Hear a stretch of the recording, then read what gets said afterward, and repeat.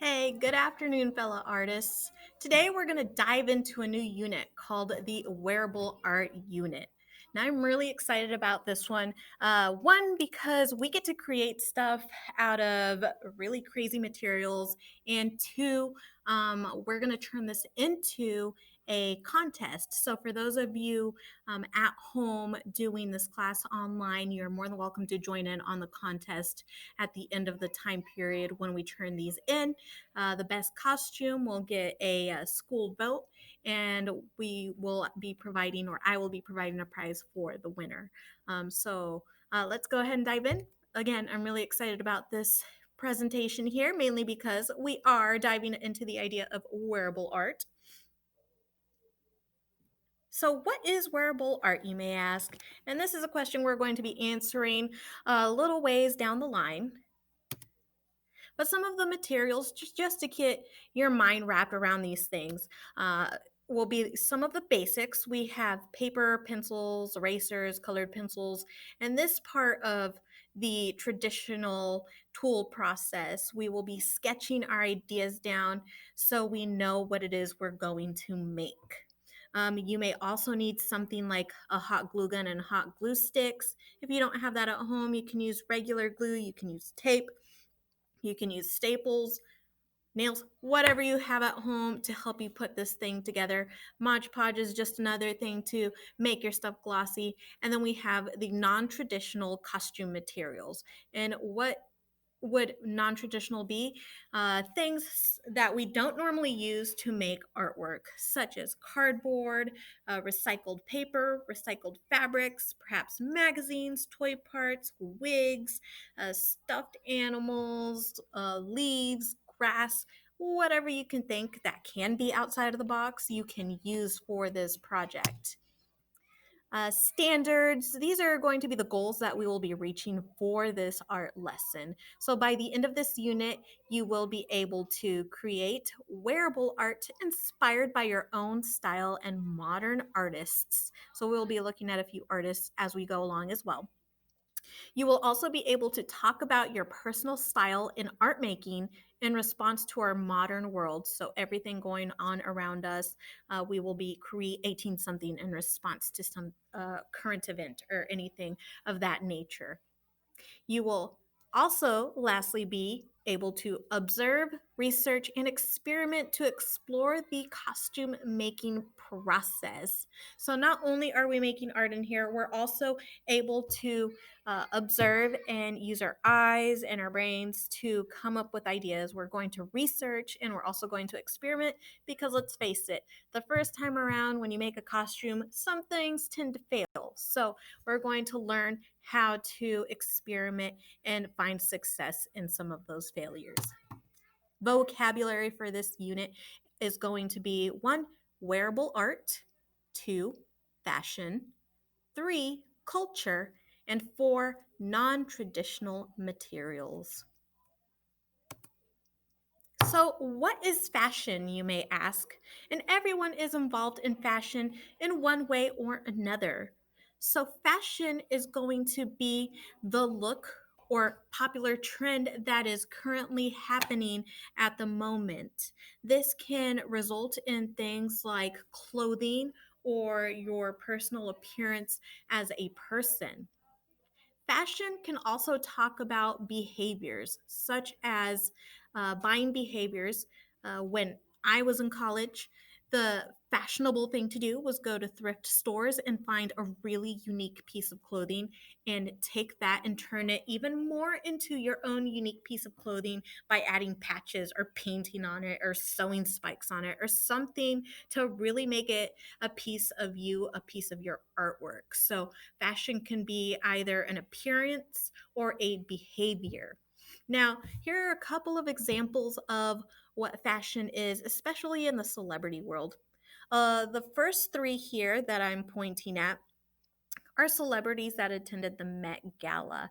I don't precisely remember what years they were, but the first one is going to be Ariana Grande. Her dress made a huge statement that year that she appeared because it had a lot of Renaissance inspiration. So, time period of painting where artists painted these cute little chunky cherubs, which is another word for angels, little fat chunky angels on her dress. And she wore this and it was beautiful. Her headdress is also along with her dress. So it wasn't an afterthought, it was something that went along with her outfit.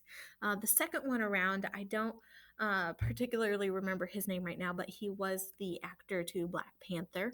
And he in this outfit is more priest like, very inspirational of religious uh, fashion, and has all the crosses on his robe, and he's got gold and he's got white, and it's almost like a pure appearance, very angelic in a way. So that outfit in itself makes quite the statement. And then we have another actor here who is most literally dressed half as a woman and half man. And this person in this instance was challenging the notion of gender fluidity and how in the fashion world we view fashion through male, female, but in this instance, it's one person, it's gender fluid, and they are spontaneously wearing a dress and a suit at the same time, which is pretty awesome. And then the last example here is Lady Gaga wearing a full on dress made out of meat. If you observe here on her head, she's also got a meat product on her head for her headpiece, and her shoes are even made out of meat to make a bold statement. So, thinking about what fashion is as a whole, not just as the dress or the shoes or the headgear, you're thinking of it as a whole. Here's another example of what fashion statements can do. This is Lady Gaga at the VMAs this year, 2020, and she ended up sporting a whole bunch of different masks that she wore throughout her performance and her speeches, where she herself supports mask wearing during the pandemic. So she went ahead and wore these very different, very otherworldly masks to support that notion of wearing masks again is helpful to the public. It's helpful to you. It's keeping everyone safe, and it's slowing the spread down of COVID-19. So she not only made a fashion statement, but she also made a statement towards health and keeping each other healthy.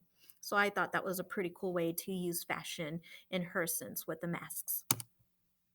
Now, here we have a Nick Cave made wearable art. Nick Cave, what's really awesome about him is that he is actually an artist from Missouri, from Fenton, Missouri to be exact. And the really cool thing about him is he also attended KCAI, which is the same school I went to go learn about being an artist. And I have a short video for you here if I can figure out how to get this darn thing to work. So let me switch you over. And not only does Nick Cave focus on making wearable art, but he also focuses on the performance aspect of his artwork. So in this short 1-minute piece, you will be able to see what's going on here. The new concentrate from Ramirez. I've always loved their serum. All right, so this is just a part of the commercial here, so it's almost over. But as we're watching along, you'll see that Nick Cave does some pretty funky stuff with his costumes. So let me go ahead and blow this up for you guys. Nick Cave in the sound suits. That is what this is called here.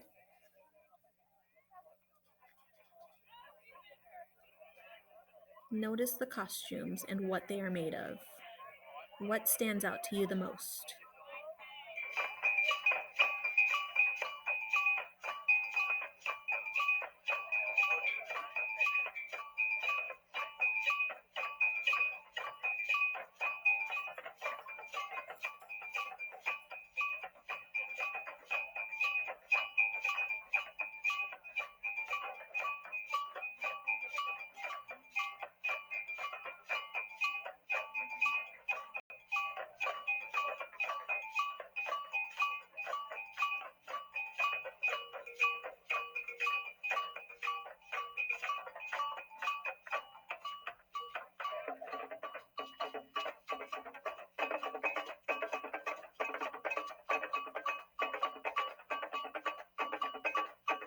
So notice the movement of the figures.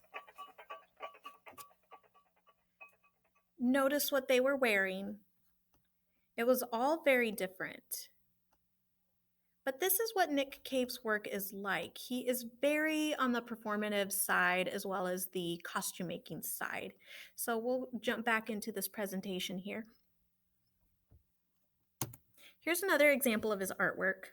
As you can see, he uses very non-traditional materials such as toy tops here for this left-hand side guy.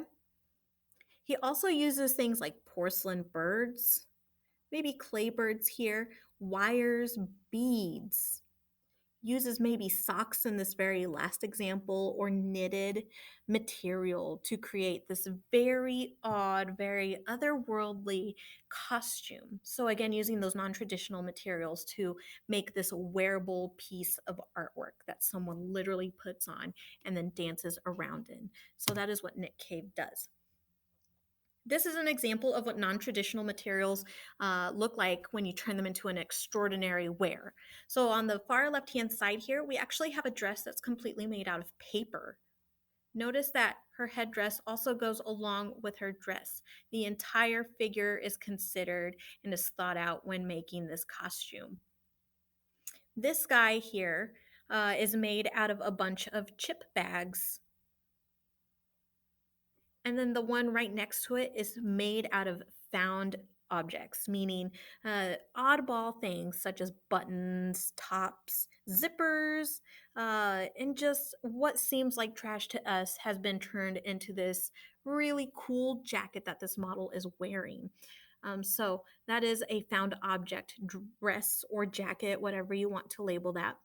And then on the far right hand side, we have Nicki Minaj there wearing a plush animal dress, literally made out of stuffed animals. And to go along with that dress, she has coupled that with her candy colored hair as well as those furry boots that really complement that dress quite well. So, what you are going to be doing, my fellow designers, is you have a month to create a wearable art design for a premier fashion display for Bismarck School.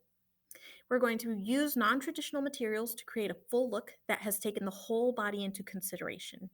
Now, that doesn't necessarily mean that we're going to create a whole bodied outfit, such as make the dress and the shoes and the gloves and the hair hat thing. But I do want you to think about something extending other than just making a hat out of cardboard or a skirt out of newspaper. I want you to make much more than that since we have a full month to work on this.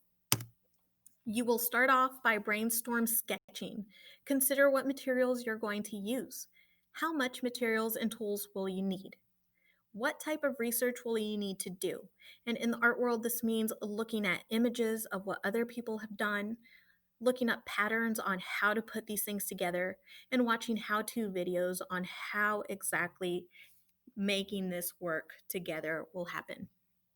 You'll begin sketching your ideas. Remember that sketches are a visual rough draft. They don't have to be a finished picture. They do not need to be detailed, but instead, they need to get your general idea down, such as these examples on the right hand side.